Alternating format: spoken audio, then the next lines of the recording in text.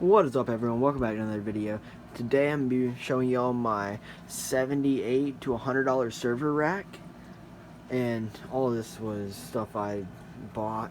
Like the server I bought part by part and stuff, and then this I got that for free, and the wood I found outside basically.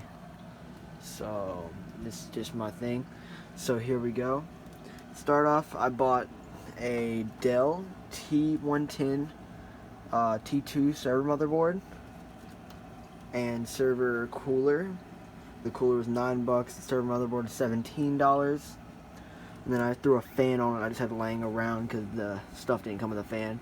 Then it's running 10 gigs of DDR3 ECC memory because I'm running this to the Rust server. See up there. And then it has a stock Dell power supply out of an Optiplex. I think it's a 230 watt. I mean, it's only running a Xeon something core processor. I think it's like a 4-core Xeon. Then to restore it, I have a 320 or 400 gig, 2.5 inch, not SSD, but hard drive. And to that, I have Ethernet running because this board does not have Wi-Fi. And this took me, I think, 10 minutes to assemble all. And then this I just found outside, so I was like, why not use it? Then power on. The power button's actually on the power supply. You turn it on and off.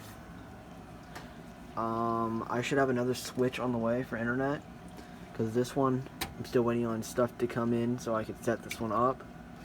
Right now it's just coming straight from the modem up there. But yeah. And then I'm soon to be having 2 to 3 more servers for Rust, and then I'm going to actually have a Minecraft server taking up this whole little storage area slash rack, whatever you really want to call it.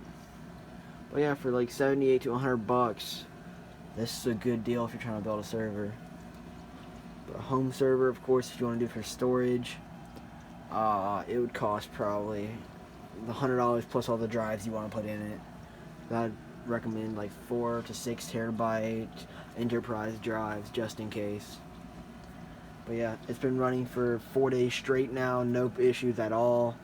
Even this thing's kind of jerry-rigged because like it only has 2 of the little screw-ins for the cooler.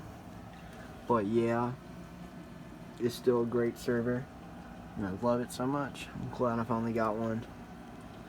And yeah, this is for my Twitch channel, Riding Dayton's.